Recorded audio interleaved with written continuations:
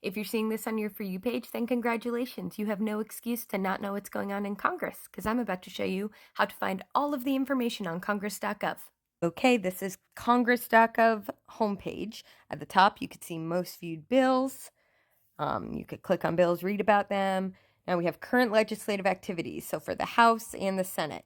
So where it says not in session video archive, if they are in session, I'm pretty sure if you click that, it will bring you right to the live feed, because at any time they're in session, you can watch it live.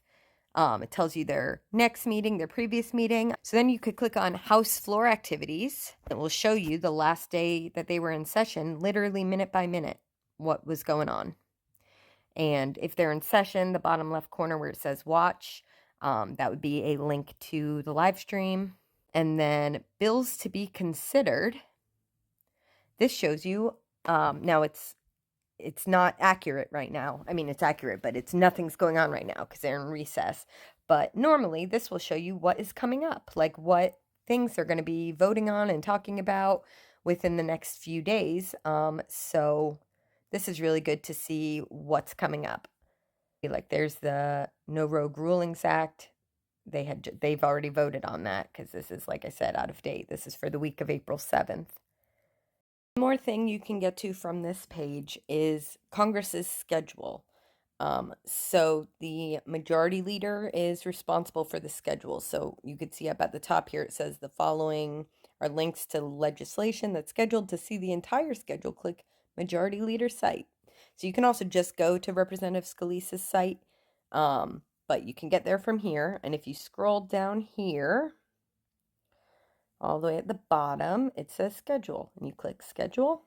So here's the weekly schedule, but I'm not that interested in that right now. What I want to show you is the 2025 calendar. So this is Congress's schedule for the whole year. The House, that is, but Senate is usually pretty close, not exact, but pretty close.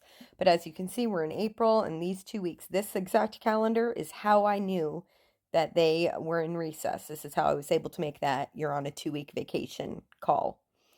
So anyways, this is a good thing to have, is the entire schedule. You can even just screenshot this right now, and then you have their schedule on your phone.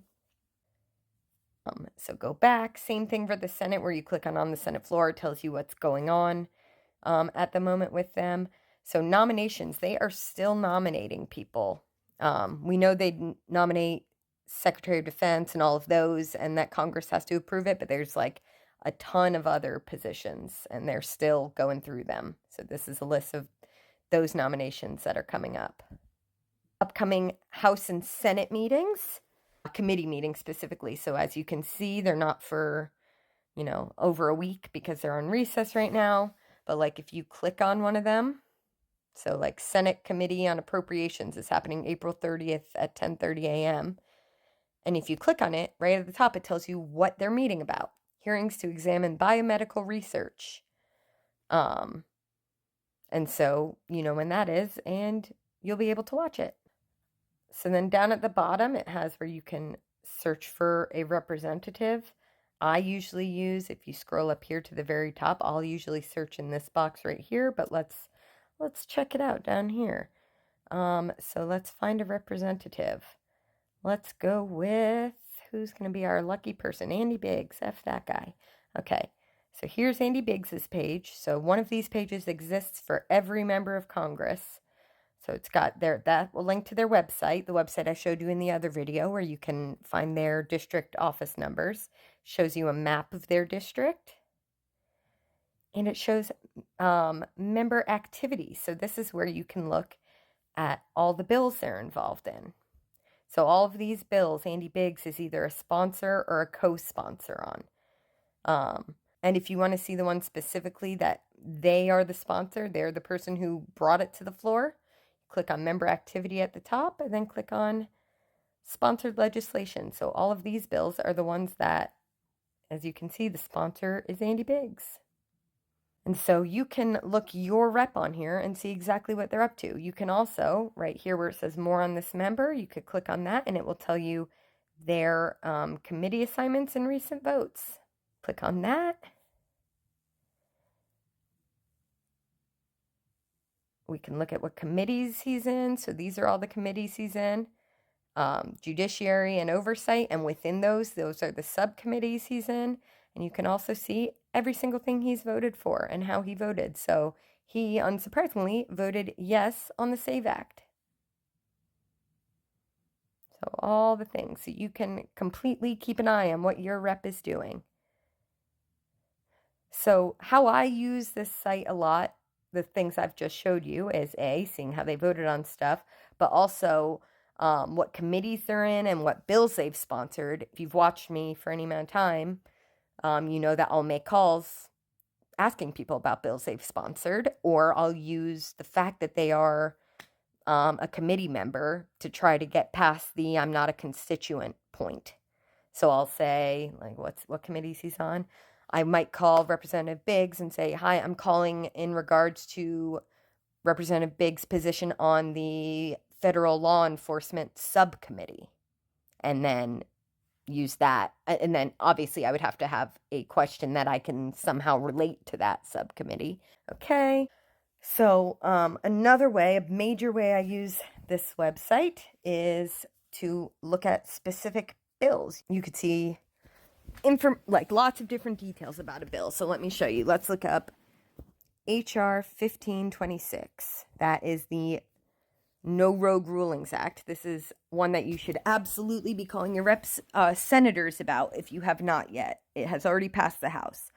But this is the bill that makes it so that courts are basically powerless to stop Trump's EOs. Okay, so here we go. We have HR 26. You guys always want to look for 119th Congress, because sometimes you'll see, let me see if there's any. There's none for this, but occasionally stuff will have the same name as old bills from previous Congresses. So you always want to make sure it says 119th Congress. So let's click on it. And here you can see, here's the bill, the sponsor, when it was in committee, and the latest action. So it was received in the Senate and it's in committee. And so all bills will go to committee and then they'll go to the floor for a vote. And so it goes to the committee in the House and then the floor, and now it's in the Senate committees and then it will go to the floor. And as you can see in the tracker, it has passed the House. If you scroll down some more, it will give you a little summary of what the bill is. This section is hit or miss. Sometimes there's nothing here. Sometimes there's full text, and sometimes there's just a summary. And I haven't found a rhyme or reason as to why. So if there's not enough information here, I usually go to Google and I'll type in like HR 1526 full text, and it's pretty easy to pull up. But this is always a good starting point. So then from here, you can see under roll call votes, there have been 2 roll call votes on this. So let's click on that. And we can see that most recently it was voted on 4/9 at 8 p.m. It looks like they voted on it at 6:45 and it did not pass. I'm guessing somebody made some amendments. They wanted some changes. And then 8 o'clock, they voted again and it passed. And so if we look at that roll call, we can click on it and we could see exactly how they voted. So 219 yays, 213 nays, 1 not voting, votes by party.